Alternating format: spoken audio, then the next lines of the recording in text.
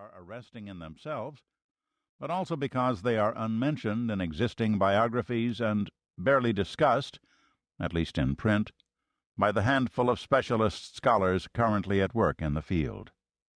The scholarly inhibitions are understandable. Peculiar, intense problems make the sources for Vespucci's life hard to handle with confidence. There is plenty of evidence. Indeed, we know more about Vespucci than any other explorer of his time except Columbus. But the comparison with Columbus is telling. Columbus poured out his soul almost every time he set pen to paper. Vespucci wrote little that survives, and although much of it is, in a broad sense, autobiographical, he never indulged in the sort of self-revelatory effusions characteristic of Columbus's work. Scholarship, moreover, has foundered on the problem of authenticity. Critics have impugned or endorsed all the letters ascribed to Vespucci or published in his lifetime under his name. Debate rages inconclusively. By general assent, the manuscript letters are now acceptable as genuine. One of the greatest Vespucci scholars, Alberto Magnahi, demonstrated that in the 1920s, and subsequent work has confirmed his conclusions on that point. The question, however, of whether either or both of the two published letters should be in the corpus has remained unresolved. Some investigators reject both documents in their entirety, endorsing the mid-19th century opinion of the Visconde de Santarem that they bear upon their very face every sign of forgery. Others, even more injudiciously, accept them without cavil. Still others, including all the leading scholars at work on the subject today, suppose that the texts are a mixture of real and feigned writings of Vespucci's, but differ about where the balance lies.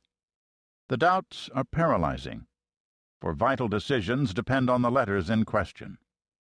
Whether Vespucci was veracious, or, admitting that he was an inveterate liar, the extent of his mendacity. Whether his claims to important discoveries are valid, whether he deserves to have a hemisphere named after him. I believe we can now set the inhibitions aside.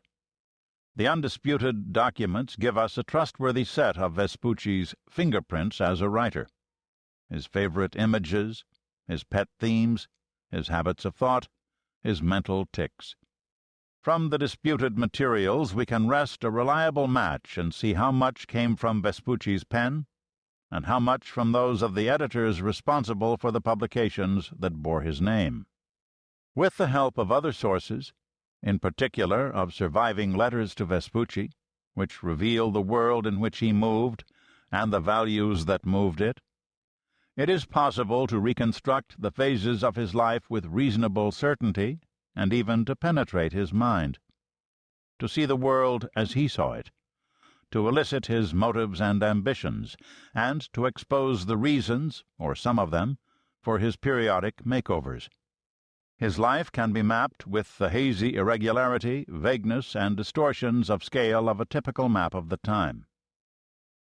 There are maddening gaps. I have tried not to fill them speculatively, like some medieval cartographer scattering empty spaces with hippogriffs.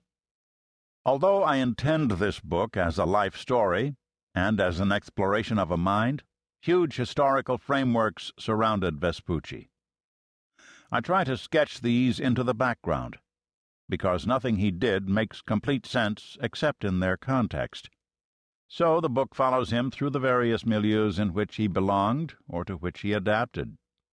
The Florence of Lorenzo de' Medici, the Seville of Ferdinand and Isabella, the ocean of Columbus, the new continent scoured by pillagers in Columbus's wake, the globe in which Vespucci's reputation resonated, grew, and ebbed. Some readers may find this tedious and yearn for the intimacies of a conventional biography of a subject more vividly visible in close-up. But the background painting is necessary and, I think, revealing. For although Vespucci made no significant contribution to any art or science, as we shall see, his cosmography was amateurish, his navigation overrated,